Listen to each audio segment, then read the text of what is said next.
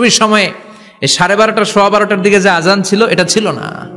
বিশ্বনবীর সময়ে ছিল না, আবু বকরের সময়ে ছিল না, সাইয়েদনা ওমর ফারুকের সময়ে ছিল না। এটা চালু হয়েছে সাইয়েদনা উসমান যুন্নুরাইনের সময়। তখন মদিনাতে মানুষের সংখ্যা অনেক বেড়ে গিয়েছে, লোকজন আর জায়গা হয় না, মুসল্লিতে ঠাসাঠাসি।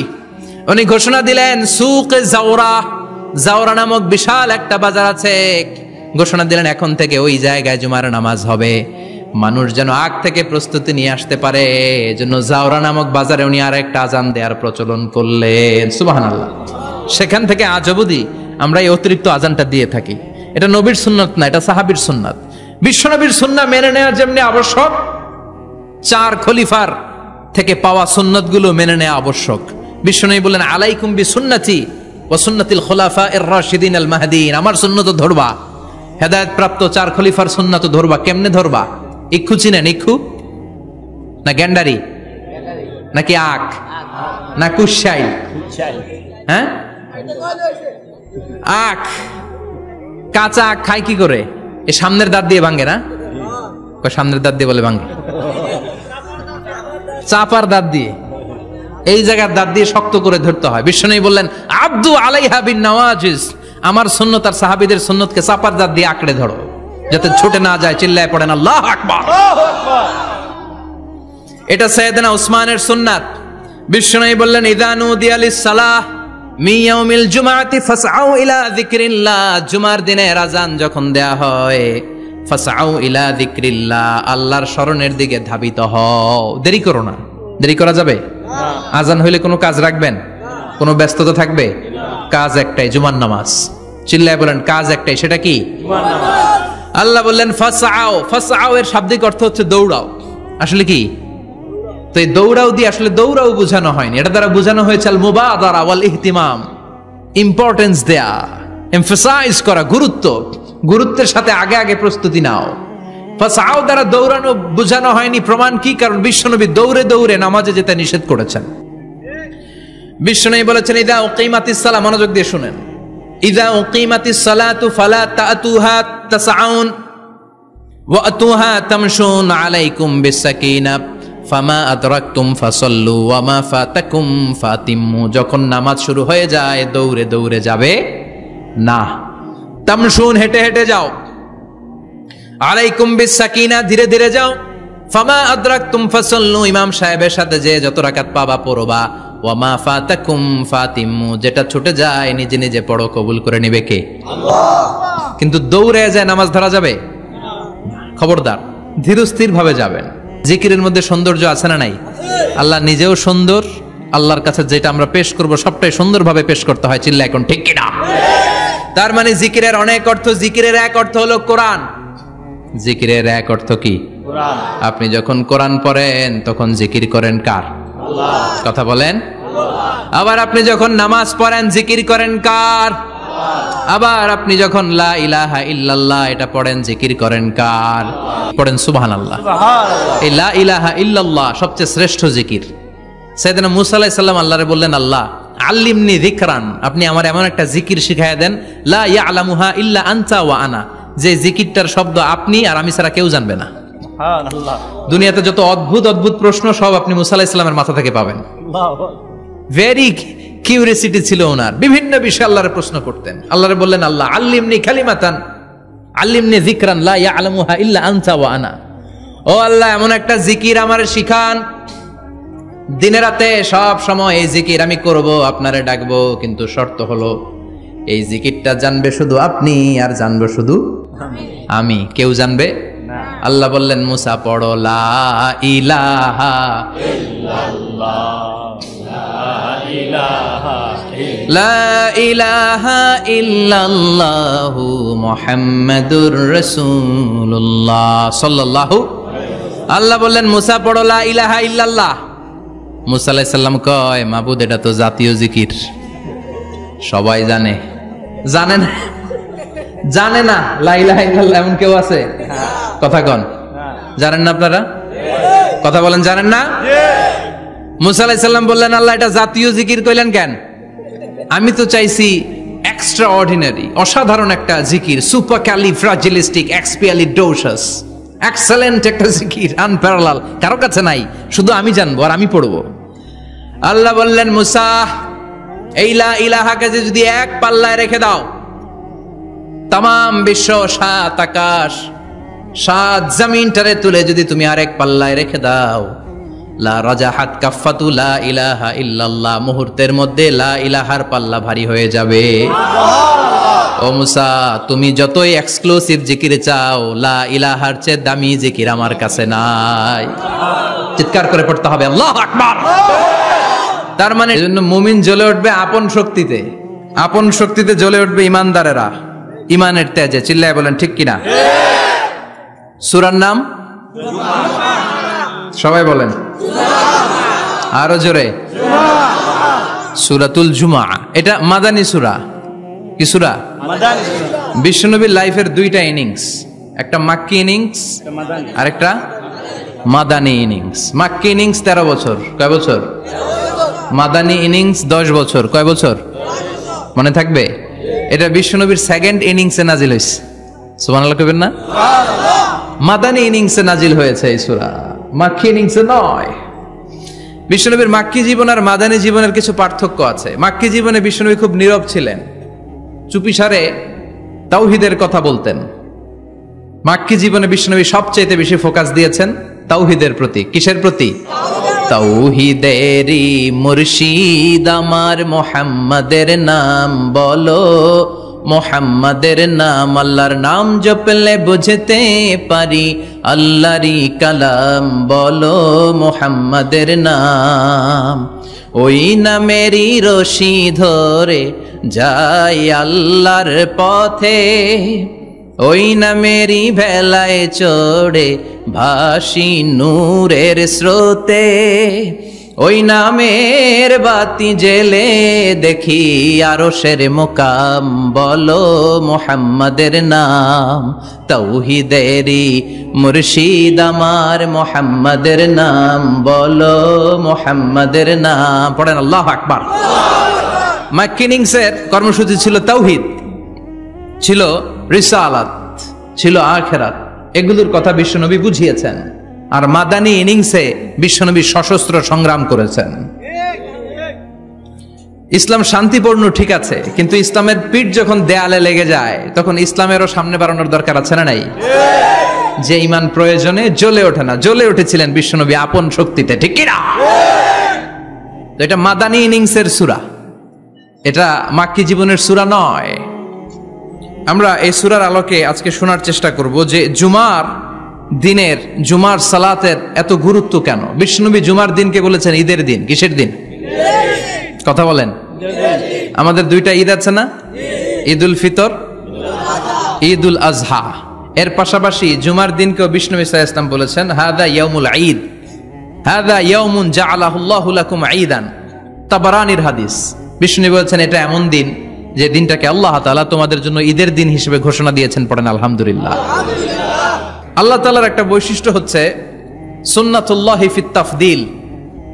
এক এক জিনিসের উপর আল্লাহ এক এক জিনিসকে বৈশিষ্ট্যমণ্ডিত করেন, মর্যাদা দান করেন। ফাদ্দালা জামানান আলা জামান কামা ফাদ্দালা মাকানান আলা মাকান, ইনসানান আলা ইনসান। আল্লাহ ব্যক্তির উপর ব্যক্তিকে প্রাধান্য দেন, আল্লাহ সময়ের উপর সময়কে প্রাধান্য দেন, আল্লাহ স্থানের উপর স্থানকে প্রাধান্য দেন। এটা আল্লাহর সুন্নাত। এটা আল্লাহর কি?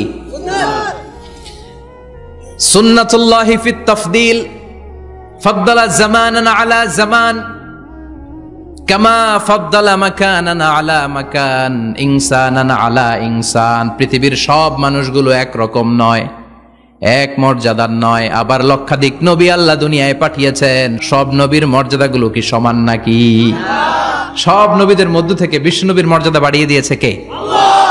আবার পৃথিবীতে শহরের শেষ নাই, হাজার হাজার শহর, হাজার হাজার লক্ষ লক্ষ শহরের মধ্য থেকে মক্কা শহরের মর্যাদা বাড়িয়ে দিয়েছে কে? আল্লাহ। আবার এই পৃথিবীতে অনেকগুলো সময় আছে, অনেকগুলো রাত্রি আছে, অনেকগুলো ক্ষণ আছে, অনেকগুলো মুহূর্ত আছে। একটা মুহূর্তের উপর আরেকটা মুহূর্তকে প্রাধান্য দিয়েছে কে? আল্লাহ। বলেন তো পৃথিবীতে সবচাইতে 365 দিনের মধ্যে শ্রেষ্ঠ দিন কোনটা? আরাফার দিন। কোন দিন? কথা বলেন। হজে যারা গিয়েছেন আরাফার দিন দেখেছেন না? ইজহার আর রেদা পরে আমরা লাব্বাইক আল্লাহুম্মা লাব্বাইক বলি। এটা সারা বছরের মধ্যে শ্রেষ্ঠ দিন। এই সূরাতুল জুমা নিয়ে আমরা কথা শুনবো ইনশাআল্লাহ। বলেন এটা সাধারণ দিন নয়। ফিহি খালাকাল্লাহু আদম, কালকের এই দিনটায়, এই জুমার দিনে আল্লাহ তাআলা সাইয়েদনা আদম আলাইহিস সালামকে তৈরি করেছে। সুবহানাল্লাহ। বিশ্বনবী বলেন লাম্মা খালাকাল্লাহু আদম ওয়া কানা তুলুহু 60 যিরাআন, আল্লাহ তাআলা যখন আদম আলাইহিস সালামকে তৈরি করলেন 60 হাত লম্বা করে তৈরি করলেন। সুবহানাল্লাহ। আর আমরাও যারা জান্নাতে ঢুকবো আমাদের আকৃতি থাকবে 60 হাত লম্বা। সুবহানাল্লাহ। মজা করে সুবহানাল্লাহ পড়তে পারলেন না? সুবহানাল্লাহ। আল্লাহ সাইয়েদনা আদমকে তৈরি করলেন এই জুমার দিনে। আবার সাইয়েদনা আদম আলাইহিস সালামকে পৃথিবীর বুকে তিনি পাঠিয়ে দিয়েছিলেন এই জুমার দিনে। সুবহানাল্লাহ। কুল নাহবিতু মিনহা জামিআ, ও Adam go down with your wife, তোমার স্ত্রী হাওয়াকে নিয়ে পৃথিবীতে নামো। সাইয়েদনা আদম আলাইহিস সালামকে আল্লাহ তাআলা পাঠিয়েছিলেন শ্রীলঙ্কার একটা পাহাড়ে, অ্যাডামস পিক। ওখানে ঐতিহাসিকভাবে প্রমাণিত, এটা হাদিসে নেই, কুতুবুত তারিখে এসেছে। শ্রীলঙ্কা একটা পাহাড় আছে, কলম্বো থেকে অনেক দূর। ওই পাহাড়ের চূড়ায় সাইয়েদনা আদম আলাইহিস সালামের ফুটপ্রিন্ট আছে। ফুটপ্রিন্ট মানে পায়ের ছাপ। সুবহানাল্লাহ পড়ে। সুবহানাল্লাহ। এটারে বলে ফিঙ্গারপ্রিন্ট। এটারে কি বলে? পায়ের গুলারে একজনের আঙ্গুলের ছাপের সাথে একজনের আঙ্গুলের ছাপের মিল নাই। শুধু তাই না, আমার এই আঙ্গুলের সাথে এই আঙ্গুলের ছাপের কোনো মিল নাই। আয়াহসাবুল ইনসানু আল্লান নাজমা ইযামা বালা কাদিরিনা আলা আন নুসাউবিয়া বানানা। আল্লাহ বলেন, গোলাম তুমি মনে করেছো তোমার হাড্ডি গুড্ডি পচে যাবে, তোমাকে আমি একত্রিত করে আবার বানাতে পারবো না? বানানো তো অনেক দূরের কথা, আমি তো তোমার আঙ্গুলের ছাপগুলো সংরক্ষণ করে রেখেছি। চিল্লায় পড়েন আল্লাহু আকবার। 1880 সালে স্যার ফ্রান্সিস গাল্টন নামে একজন বিজ্ঞানী, তিনি আবিষ্কার করেছেন যে আমাদের আঙ্গুলের ছাপগুলো আলাদা, ফিঙ্গারপ্রিন্ট আলাদা।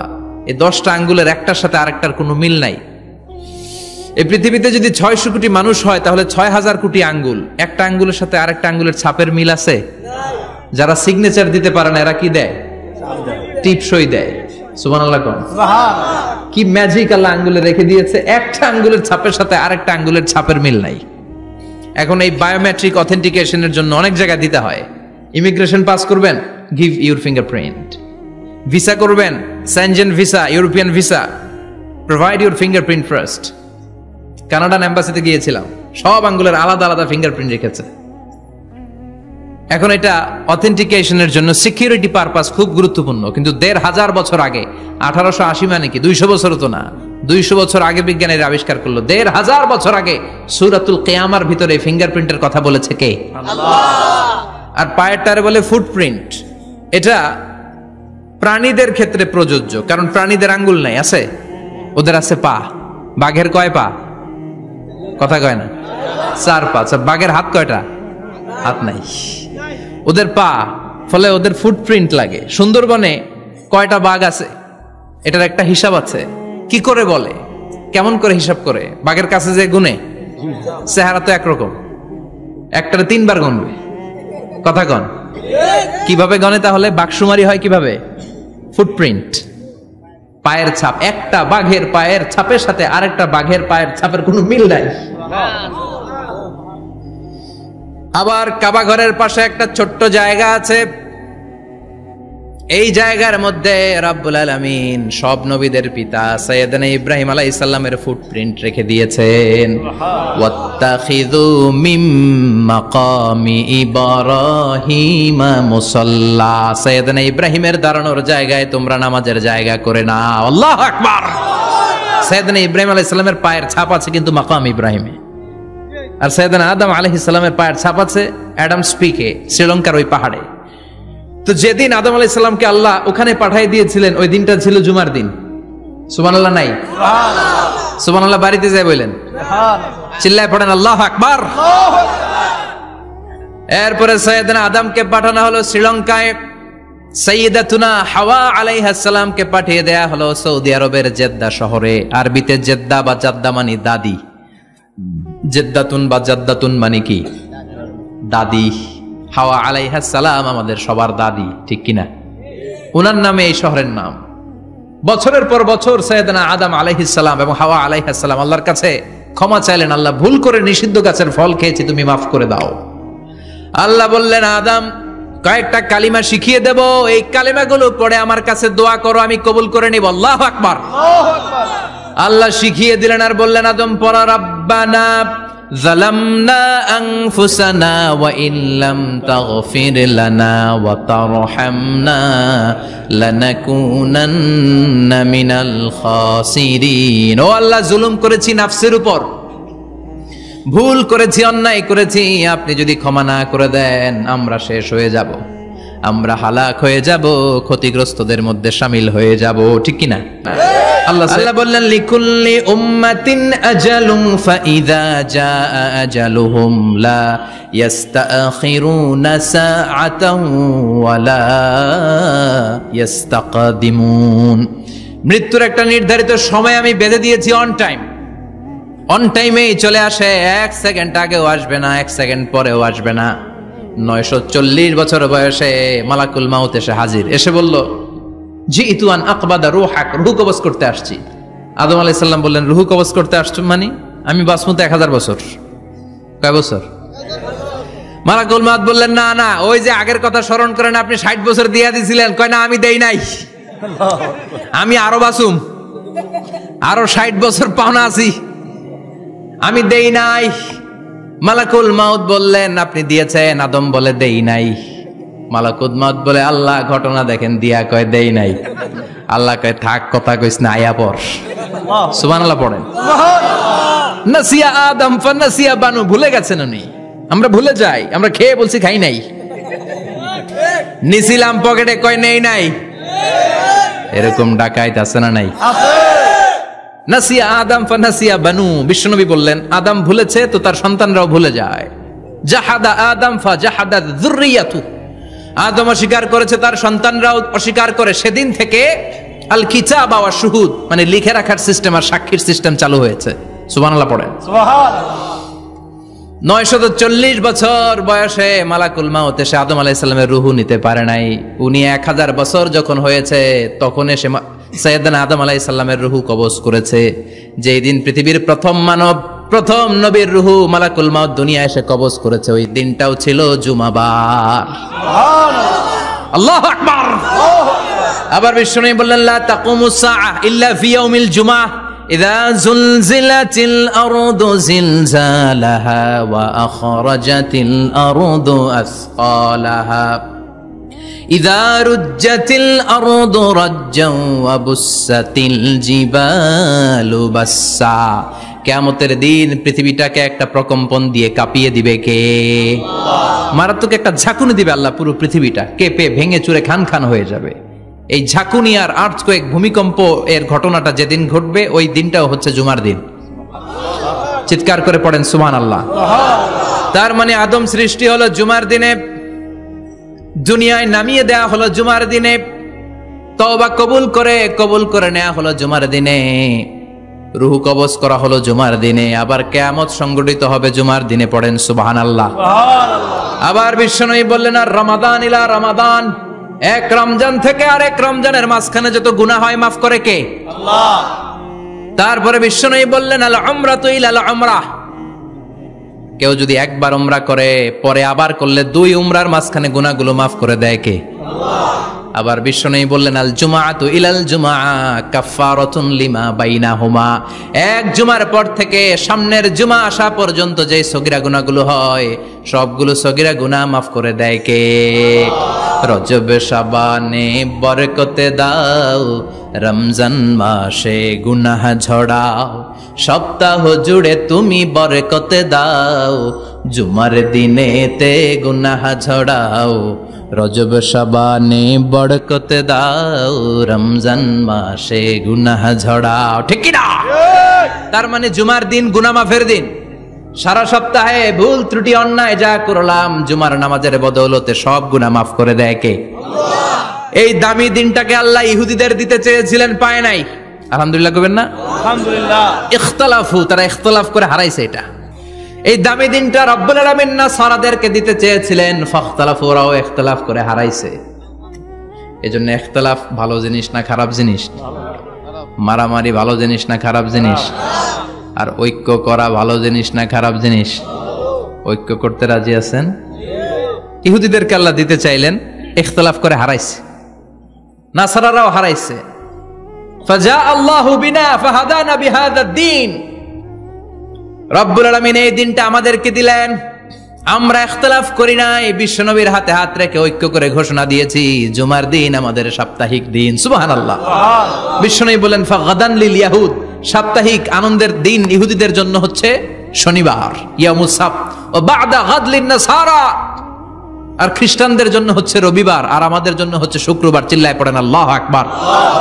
তার মানে জুমার দিন, জুমাবারের মর্যাদা বেশি না কম? চিল্লায় বলেন বেশি না কম?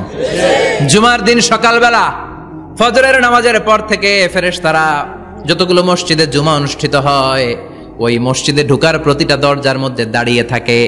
কারা কারা আগে আগে জুমার নামাজ পড়ার জন্য মসজিদে যায়, প্রত্যেকের নামগুলো একটা জান্নাতের রেজিস্ট্রি খাতার মধ্যে তুলে নেয়। এই নামগুলো স্পেশালি আল্লাহর কাছে পাঠানোর জন্য। সুবহানাল্লাহ কইবেন না? ডানে বায়ে সামনে পেছনে যতগুলো দরজা, প্রতিটা দরজায় ফেরেশতারা বসে থাকে। কে আগে আসলো নাম তুলে দেয়। তুলতে তুলতে তুলতে তুলতে খতিব সাহেব যখন খুতবা দেওয়ার জন্য মিম্বারে যেয়ে বসে যায়, ফেরেশতারা তাদের খাতা বন্ধ করে তারাও খতিব সাহেবের সামনে জুমার খুতবা শোনার জন্য বসে যায়। পড়েন সুবহানাল্লাহ। প্রথম জুমার দিন জুমার মসজিদে যে ঢুকবে, বিশ্বনবী বললেন আল্লাহর রাস্তায় একটা উট কুরবানি দিলে যেই সওয়াব, এই সওয়াব আল্লাহ আমলনামায় দিয়ে দেয়। দ্বিতীয় পর্যায়ে যে ঢুকে, বিশ্বনবী বললেন বাকারা, গরু কুরবানির সওয়াব পায়।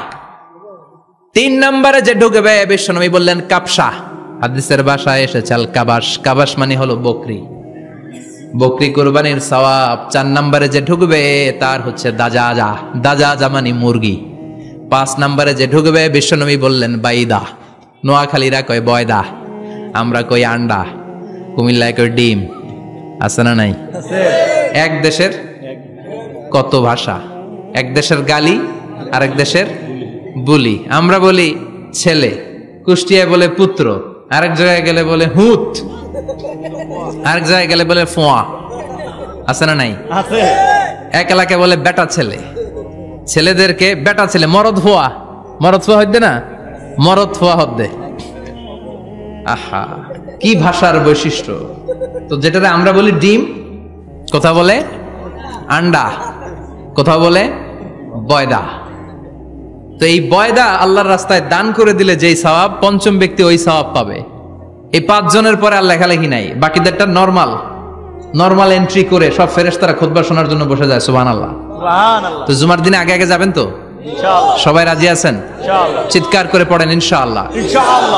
আলহামদুলিল্লাহ, আমরা এই জুমার দিনটাকে রাষ্ট্রীয় ছুটির দিন হিসেবে পেয়েছি, পাইছি না? 1984 সালে হুসাইন মোহাম্মদ এরশাদ সাহেব এই ভালো কাজ করছিলেন। উনি সব করছে জীবনে, স্বৈরাচারীও করছে, ভালো কাজও করছে। তো খারাপটা আর আমরা না বলি, যেটা ভালো এটাই বলি। উনার কারণে আজ অবধি এই 84 থেকে আজ 34 বছর বাংলাদেশের রাষ্ট্রীয়ভাবে সাপ্তাহিক ছুটির দিন কোনটা? আলহামদুলিল্লাহ কইবেন না? এই উসিলায় আল্লাহ ওনারে মাফ করুক। পৃথিবীর অনেক দেশে কিন্তু শুক্রবার ছুটির দিন না। আমি বছরের বেশিরভাগ সময় মালয়েশিয়াতে থাকি। মালয়েশিয়ার সাপ্তাহিক ছুটির দিন রবিবার। খ্রিস্টানদের সাথে অনেক বিজনেস তাদের মেনটেন করতে হয়। তো তারা যদি শুক্রবারে ছুটির দিন করে, তাহলে সপ্তাহে 2 দিন ব্যবসা বাণিজ্য কাটা পড়ে যায়। নিজেদের কারণে শুক্রবার বন্ধ, যাদের সাথে বিজনেস ওদের কারণে রবিবার বন্ধ। আমরা আলহামদুলিল্লাহ আল্লাহর দেয় পবিত্র দিনটাতে পেয়েছি জুমাবার। আলহামদুলিল্লাহ পড়েন আলহামদুলিল্লাহ। এজন্য বিশ্বনবী বললেন খবরদার এদিনের নামাজ মিস করো না। মান তারাকা সালাসা জুমাইন তাহাউনান, গাফলতি করে টানা 3টা জুমা যে ব্যক্তি মিস করলো, তবা আল্লাহু ফি কলবিহি, রব্বুল আলামিন ওই লোকটার অন্তরের মধ্যে মোহর মেরে দেয়। ওয়া কুতিবা ফি জুমরাতিল মুনাফিকিন, মুনাফিকদের খাতায় তার নাম তুলে দেয়। 3টা জুমা যদি কেউ মিস করে, 2টা পানিশমেন্ট। এক হচ্ছে তবা আল্লাহু ফি কলবি, আল্লাহ অন্তরে মোহর মেরে দেয়। ভালো কথা ভাল লাগে না, নামাজ ভাল লাগে না, আজান ভাল লাগে না, ইসলাম ভাল লাগে না, শুধু মौज মাস্তি ভাল লাগে, গান বাজনা ভাল লাগে। এরকম আছে না নাই? জুমার নামাজে যায় না। আরেকটা হলো কুতিবা মিনাল মুনাফিকিন, মুনাফিকদের খাতায় নাম তুলে দেয়। আল্লাহ হেফাজত করো। আর জোরে পড়েন আমিন। আমিন। জুমার দিন আগে আগে মসজিদে আসবেন ইনশাআল্লাহ। সবাই রাজি?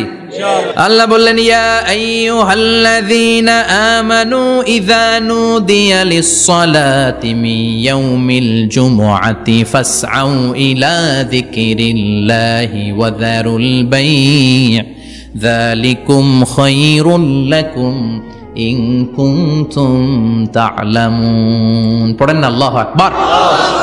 আল্লাহ বললেন ও আমার মুমিন বান্দারা শোনো শোনো, আপনাদেরকে অ্যাড্রেস করে আল্লাহ বলছেন ও আমার মুমিন বান্দারা শোনো, ইযা নুদিয়া লিস-সালাতি মিন ইয়াউমিল জুমআ, জুমার নামাজের আযান যখন দেয়া হয়, ফাসআউ ইলা যিকরিল্লাহ, আল্লাহর স্মরণে তোমরা ধাবিত হও।